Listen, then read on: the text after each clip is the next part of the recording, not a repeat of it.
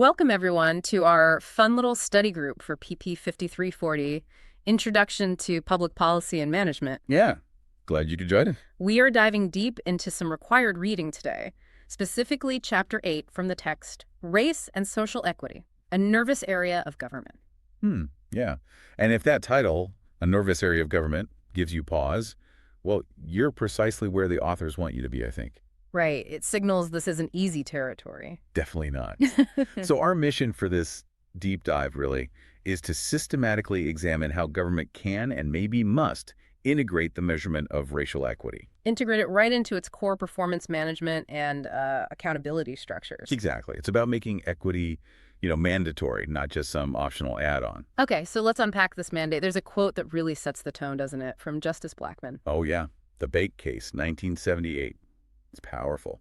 He said, in order to get beyond racism, we must first take account of race. There is no other way. There is no other way. That's pretty definitive. It really is. Yeah. And it provides this, philosophical foundation. It basically demands a proactive administrative duty. Proactive how? Well, if the goal is truly to move beyond racism, government can't just, pretend race doesn't exist when designing policy. Right, that doesn't work. It forces administrators, forces us as students of policy to recognize that history and structural factors have created these unequal starting points. And those factors have to be accounted for in every policy action. That's the idea, yeah. So that proactive stance, it feels like it immediately clashes with the, let's say, the traditional definition of government accountability. It does often. What does accountability usually promise us, like the basics? Well, traditionally, government accountability offers sort of four fundamental promises to the public. Okay. First, there's democracy. That means transparency in decision-making, letting people see what's going on. Makes sense. Second, justice. So ensuring impartiality, protection from abuse of power, basic fairness. Got it. Third, ethical behavior. Oversight of public servants, making sure they act ethically. Right. And finally, performance. And this is key. Performance is usually measured by effectiveness, does it work? And efficiency, is it cheap and fast? Ah, yes. The famous two E's that seem to dominate every performance management discussion, effectiveness and efficiency. Always. But okay, if we're going to take account of race, like Justice Blackmun said, where does that third really crucial E for equity fit in? And that's the core of our mission today, isn't it? Because equity has historically been the missing E. It just wasn't part of the main equation. So we need to understand how equity can be systematically measured and, maybe more importantly, valued equally alongside effectiveness and efficiency. Precisely. The government has to move beyond just establishing the legal minimum, avoiding illegal discrimination. Which is important, obviously. Of course. But it needs to move towards actively demonstrating high performance and systemic accountability when it comes to equity outcomes. Okay. That's a much higher bar. It is. So let's start by digging into that historical context. Why has equity been so challenging to integrate into public administration? Why was it missing? Well, if you connect this to the bigger picture, public administration, especially back in its early days, it kind of operated under what turned out to be a deeply flawed, maybe convenient assumption about the public. Okay. What assumption was that? The idea that everyone was basically the same for administrative purposes. Right. I remember reading H. George Fredrickson on this. He talked about it back in 1990. He observed that historically, the administrator's job was really confined to efficiency and economy. Get the most bang for the buck. Exactly. Get the most service for the available dollar. And this focus, he argued, it inevitably led to the assumption that, quote, citizen A is the same as citizen B. Yeah, this oneness with the public, as they called it. It was a shortcut, both theoretically and practically. How so? It allowed administrators to basically ignore the empirical realities, the facts on the ground about unequal social and economic conditions. So if you just optimize for cost and speed... As Fredrickson pointed out, you fail to ask the obvious questions. Yeah. Well managed for whom? Efficient for whom? Economical for whom? And that brings us right to the central tension here. The perceived conflict between equity and efficiency. It's not just academic, right? Policymakers frame it as a trade-off constantly. Oh, all the time. Myers noted it back in 2002, the inherent trade-offs between the two. And Pat and Sawicki were even more blunt about it? They were. They argued that programs that really optimize for efficiency often turn out to be highly inequitable. They basically concluded that the two criteria are seldom both maximized in the same program. you usually have to choose. And the logic, it makes immediate sense on the surface. If you optimize solely for, say, speed of processing applications, Yeah. you might choose an online-only system, Yeah. super efficient, right? Seems like it. But it immediately excludes populations who don't have high-speed internet or maybe lack digital literacy. So, boom, you've undermined equity right there. Right. And equitable service often requires more resources, doesn't it? Mm-hmm. Multiple languages, personal outreach, maybe specialized accommodations for people with disability, Yeah, it takes more effort, more time, more money. which leads straight to that classic administrative complaint. Equity is expensive, and it slows us down. It messes with our efficiency metrics. But the source material introduces a really powerful modern counter-argument, doesn't it? It challenges this whole trade-off idea using social return on investment studies. Yes, this is critical.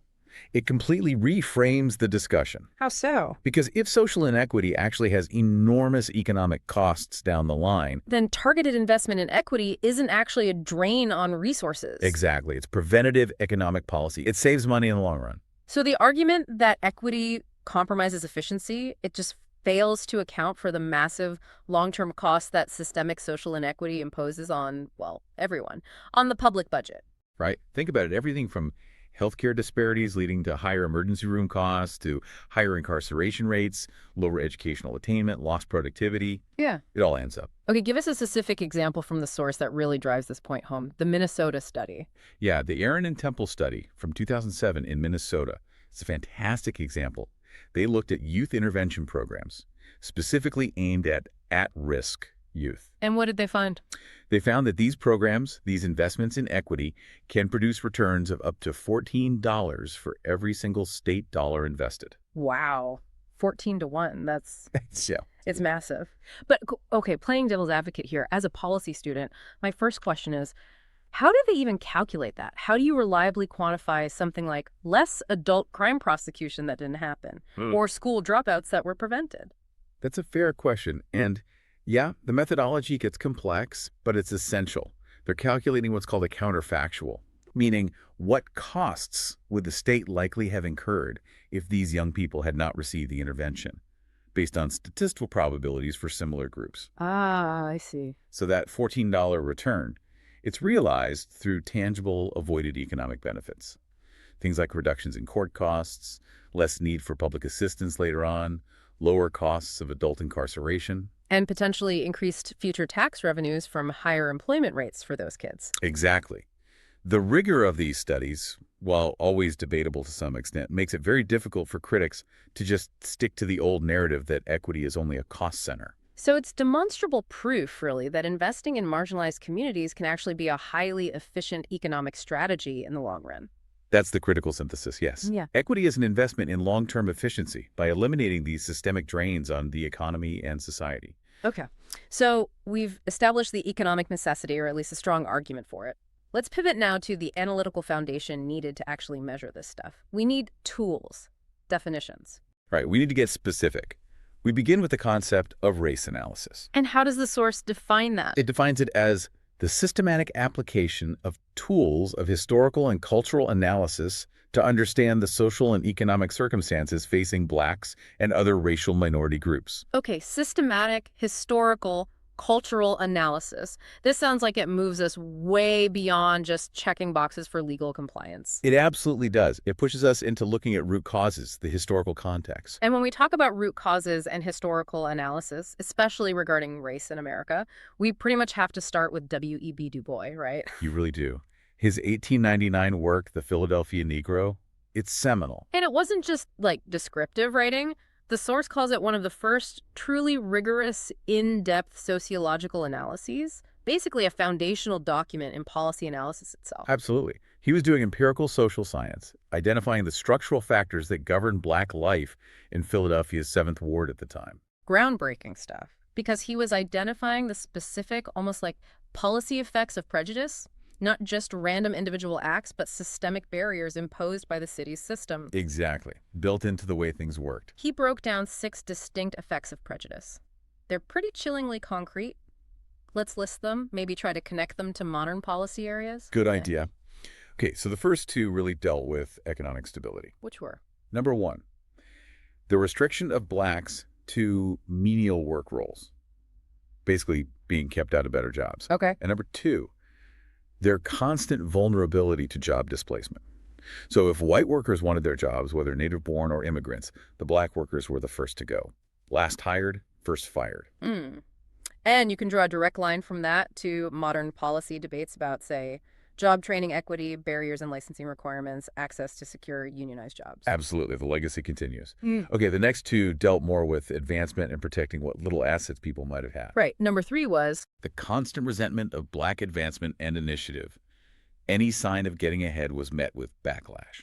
which sounds a lot like what we now call the glass ceiling in organizations, maybe even in public agencies themselves. Could be. And number 4, their vulnerability to financial exploitation. How did that manifest? Think predatory lending, maybe insurance redlining, charging higher rates in black neighborhoods, or even disproportionate fines and fees levied by the state, things we still grapple with today. Definitely. Okay, number 5 feels devastatingly long-term. It is. The inability to secure quality education for children, or even just to shelter them from the constant exposure to societal prejudice and discrimination. The intergenerational impact of that is huge. Enormous. And finally, the 6th effect Du Bois identified. Yes. The wide array of discourteous and insulting treatment in social intercourse. Which is basically a 19th century way of describing. Daily microaggressions, unequal access to public spaces, poor treatment by shopkeepers, officials, all the ways daily life was made harder and more demeaning. And policy today has to actively try and mitigate that through things like anti-bias training, procedural fairness rules, customer service standards. Exactly. It's about the quality of interaction with the state and society. Yeah. So Du Bois really provided the blueprint for understanding these structural effects. Okay, so fast forward quite a bit to 1972. Robert Blauner comes along and formalizes this idea, focusing directly on government and bureaucracy with his concept of institutional racism. Yes, Blauner's key insight was really transformative for policy thinking. Why?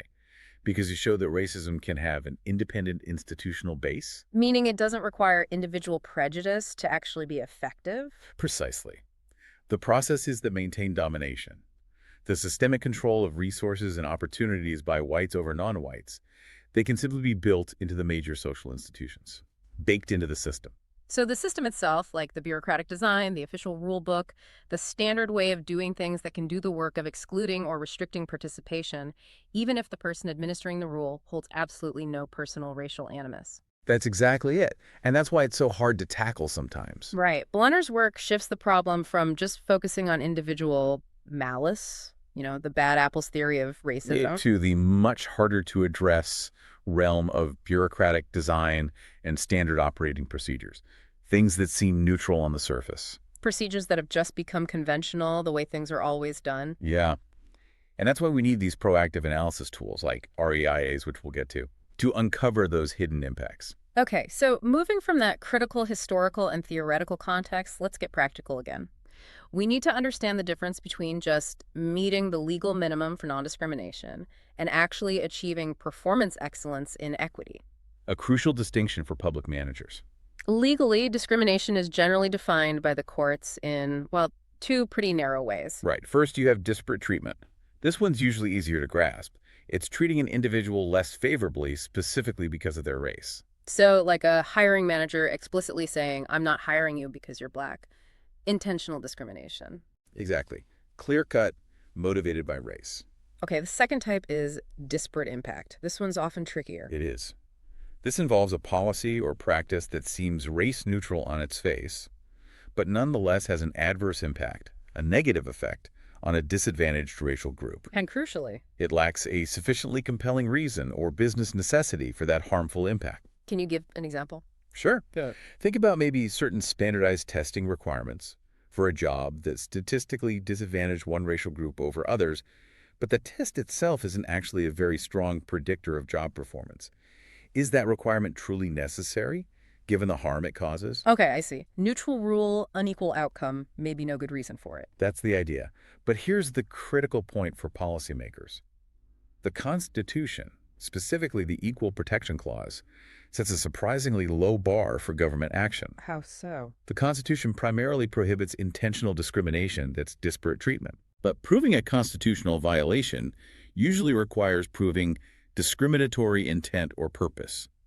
Just showing that a policy has a disparate impact is generally not enough by itself to establish a constitutional violation. Wow. So that creates what the source material calls a kind of minimalist legal standard. Exactly. It's sometimes called the motive trap. The motive trap. Yeah.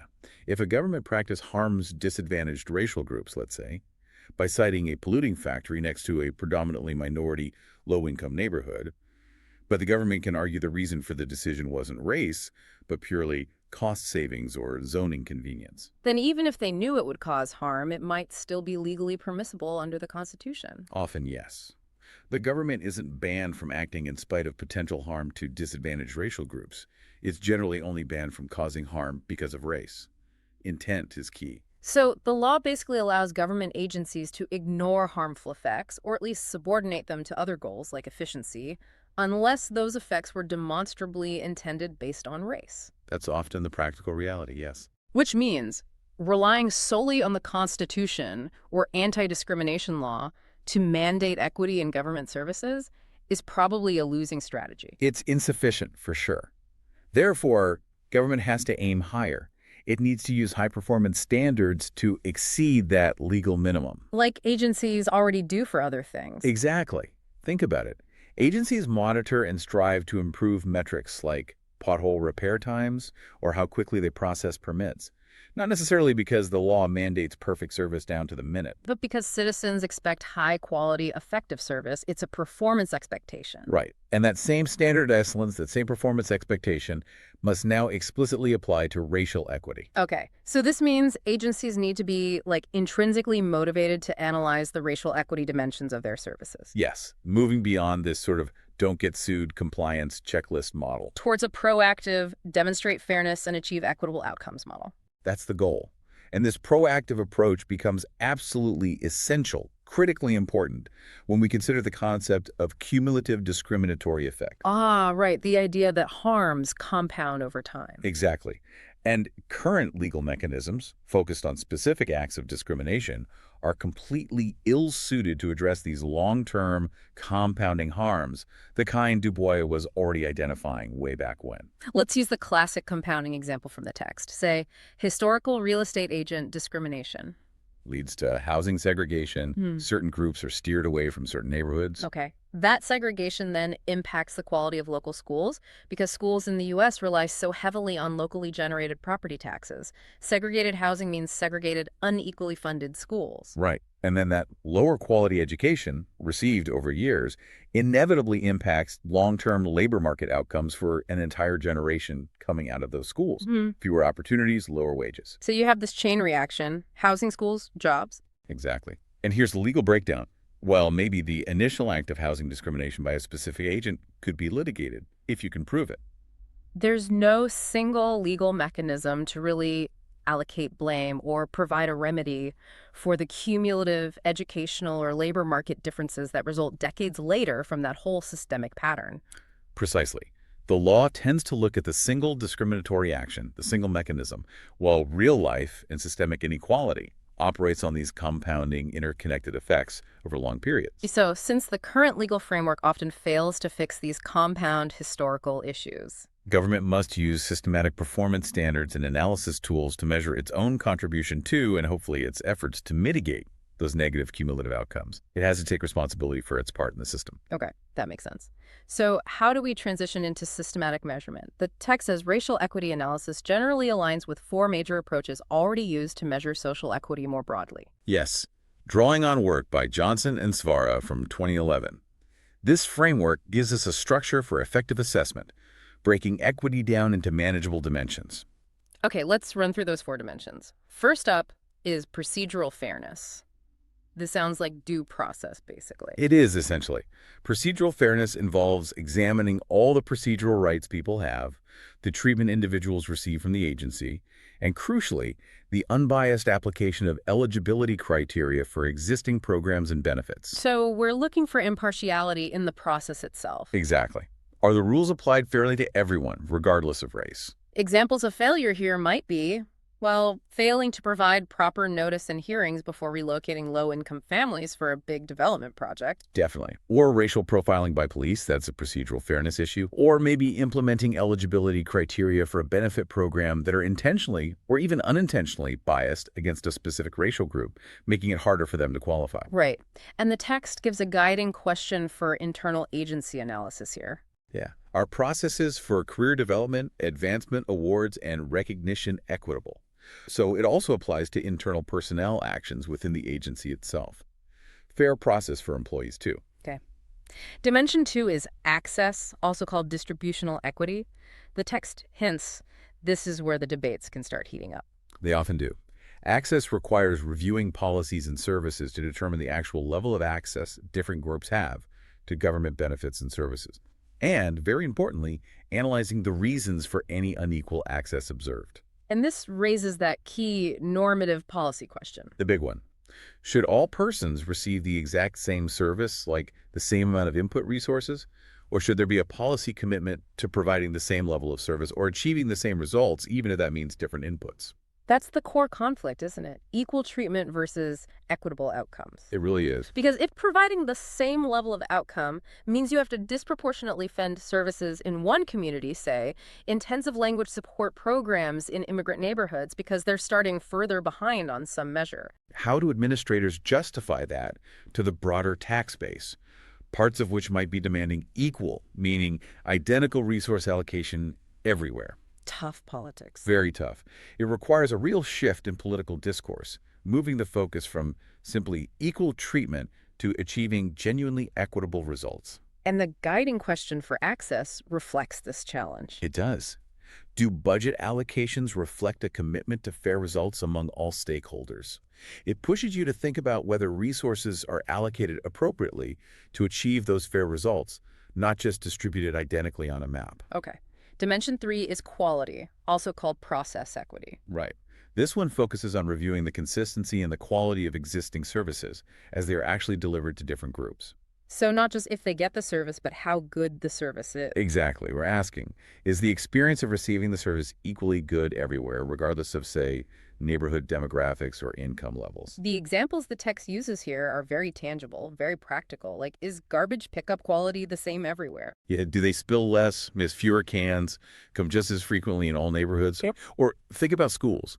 Do children in inner city schools have teachers with, on average, the same qualifications, the same level of experience, the same classroom resources as kids in wealthier suburban schools? Often the answer is no, right? Often, yeah. Yeah. And that's an issue of quality equity. So the guiding question for quality equity is the level, frequency, duration, et cetera, of service appropriate for specific stakeholders? Yeah. Making sure the delivery is consistently high quality. Correct. Okay, finally, dimension 4, outcomes.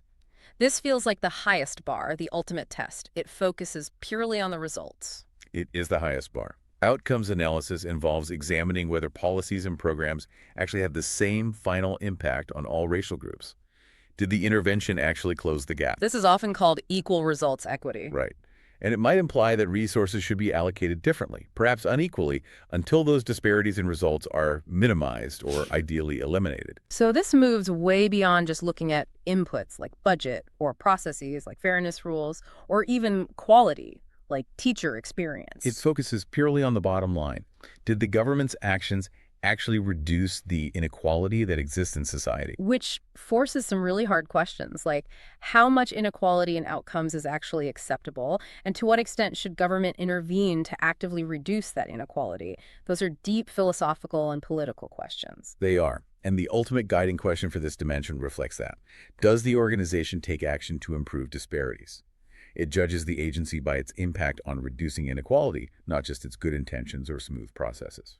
Okay, those 4 dimensions, procedural fairness, access, quality, and outcomes, give us a solid framework. Now, how do we translate that into a functional, proactive tool that agencies can actually use before they act? That brings us to the Racial Equity Impact Assessment, or REIA. REI, what is it formally? It's defined as a systematic examination of how different racial and ethnic groups will likely be affected by a proposed action or decision. Okay, likely be affected and proposed action.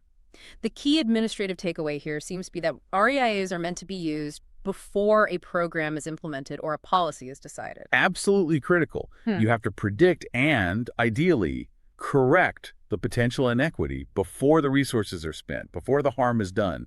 It's preventative. Makes sense. The text mentions a typical REIA guide for policies and budgets is often broken down into 3 stages. What's stage 1? Stage 1 is the diagnostic phase, analyzing current problems. What does that involve?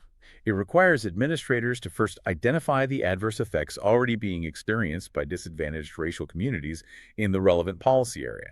Then figure out the root causes. Is it unfair existing policies, inequitable funding formulas, historical legacies? And crucially, Gather the actual data needed to empirically demonstrate those racial inequities. You need evidence. okay, so diagnose the problem with data. Stage 2 is the solution stage, developing proposed changes. Right. This stage demands proactive public input, especially from the most disadvantaged communities who understand the issues firsthand. So listen to the people affected. Yes. Then, based on that input and the analysis, identify what new policies or maybe different funding streams are needed, and be really specific about what equitable outcomes the agency is actually trying to achieve with the proposed change. Define success in equity terms. Okay, diagnose, develop.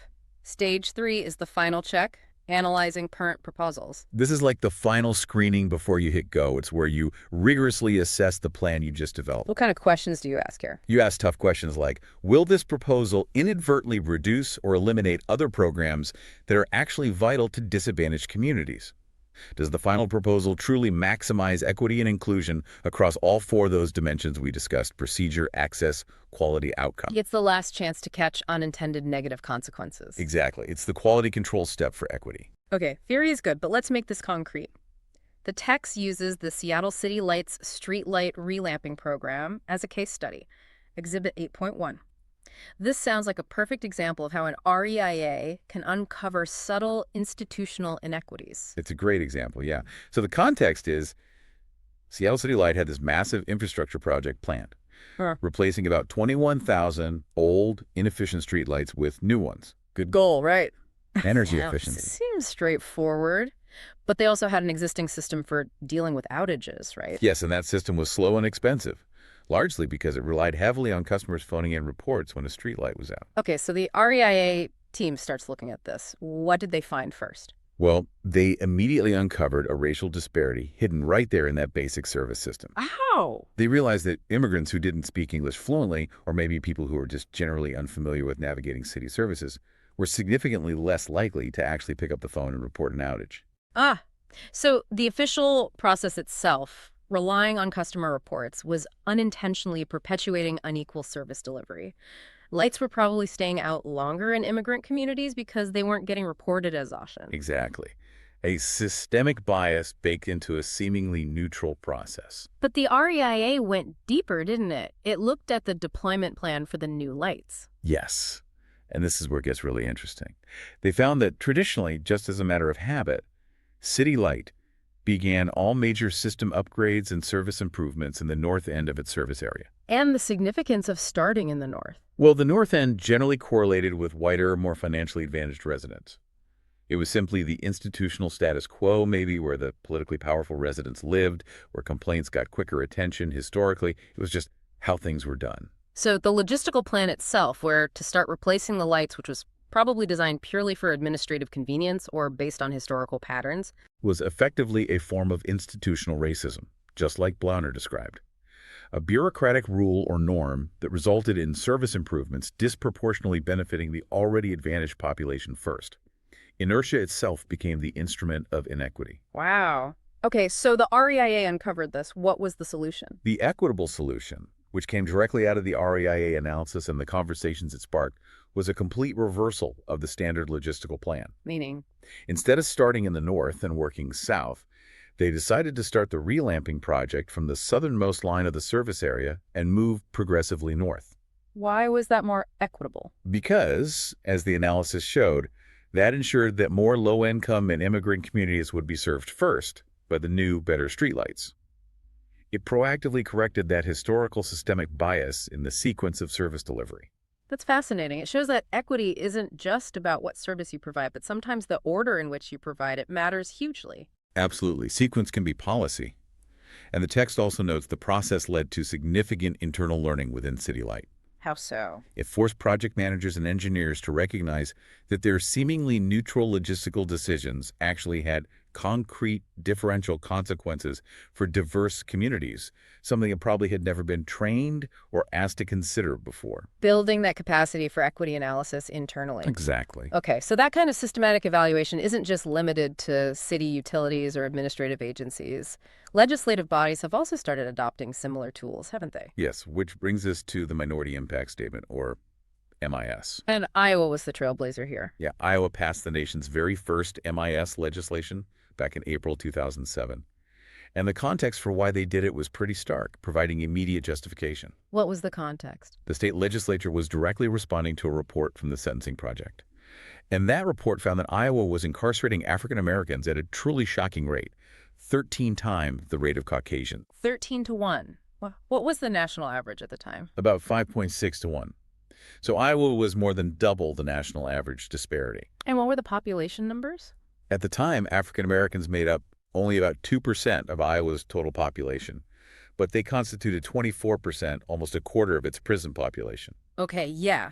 That level of disparity pretty much demands some kind of legislative accountability mechanism. You'd think so. Yeah. And that's what the MIS aimed to provide. What's the specific purpose of the MIS in Iowa? Its purpose is very clear. It targets reducing racial disparities specifically within the criminal justice system. It has to be prepared whenever the legislature considers certain types of bills. Which types? Bills that create new public offenses, bills that change the penalties for existing offenses, or bills that alter sentencing, parole, or probation procedures. Basically anything that could affect who goes to prison and for how long. Okay. And how does the process work? Who creates the statement? The process is laid out in the Iowa Code.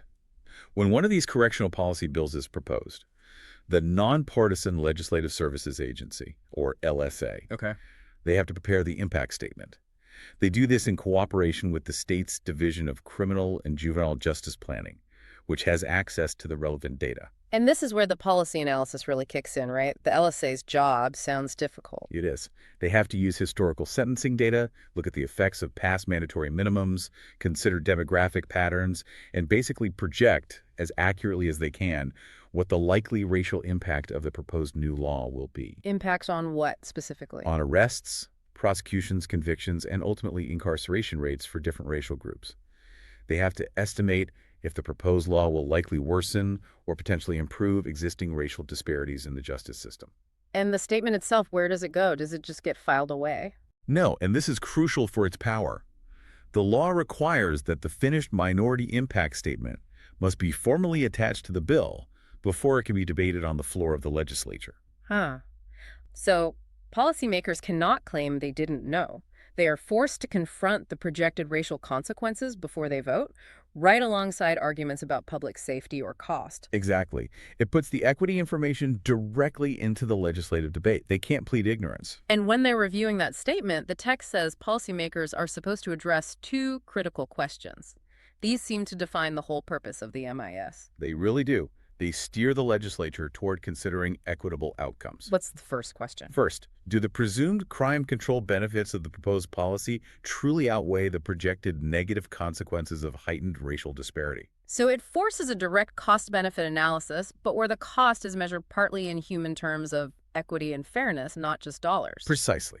Is the potential reduction in crime worth the potential increase in racial injustice? And the second critical question, Are there alternative policy choices available that could effectively address the public safety problem at hand, but without causing such negative racially disparate effects? so it pushes them to look beyond just the immediate, perhaps punitive proposal on the table. Yes. It forces legislators to actively consider maybe more targeted, potentially non-punitive solutions, things like treatment programs, community investments, addressing root causes, rather than just relying on broad-brush punitive measures that historically have often disproportionately affected minority populations. So by institutionalizing these two questions, the MIS process aims to direct the legislature away from easy, maybe politically convenient policy shortcuts. and towards crafting policies, even in the tough area of crime, that are not only effective but also consciously aimed to reduce, or at least not worsen, systemic racial disparities. So it's trying to ensure that equity gets weighted seriously, maybe even equally, alongside effectiveness, even in really complex and politically charged areas like criminal justice reform. That's the ambition of the tool, yes.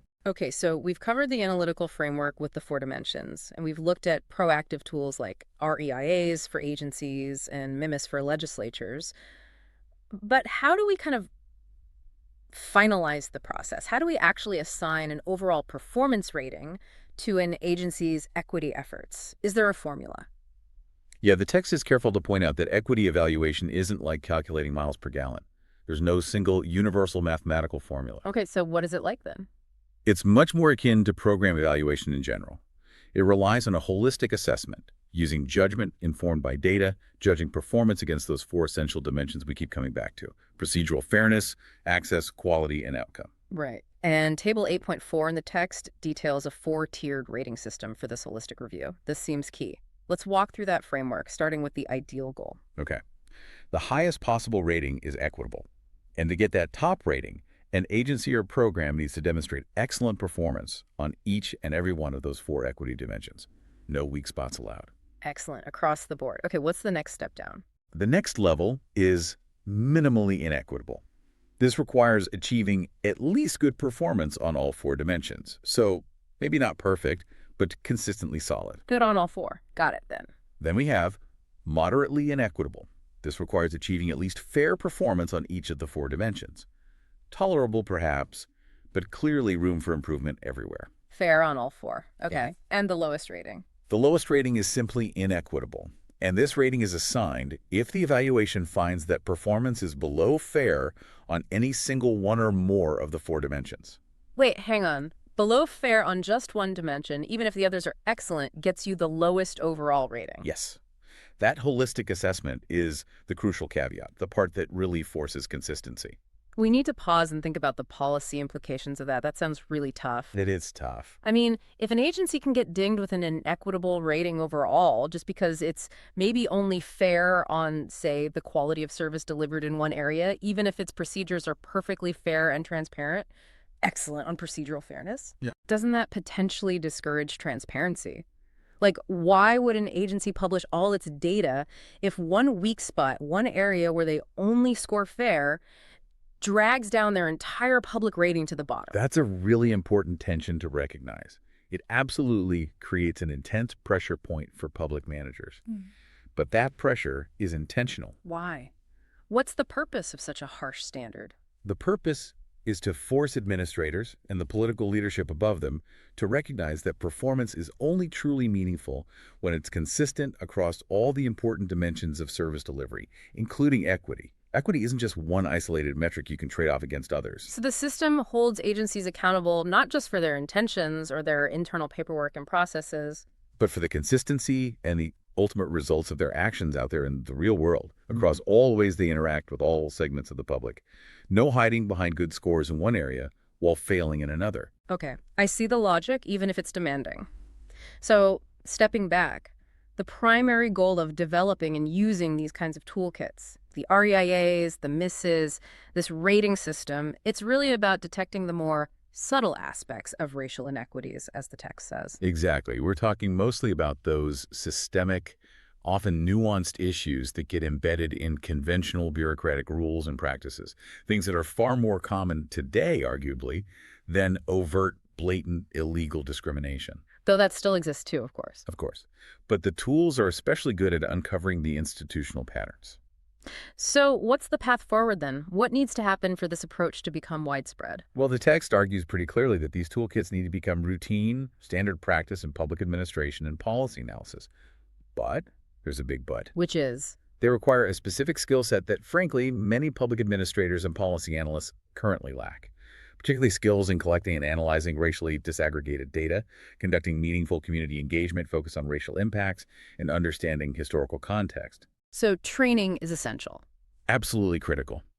The fields of public administration and policy, meaning universities and professional development programs, must ensure that professionals are trained in these specific skill sets. Because without that proactive mandatory training, These sophisticated tools, no matter how well designed, will probably just gather dust on a shelf. Mhm. And accountability will remain stuck at that low bar of basic legal compliance, rather than reaching for the high bar of genuine performance, excellence in equity. okay.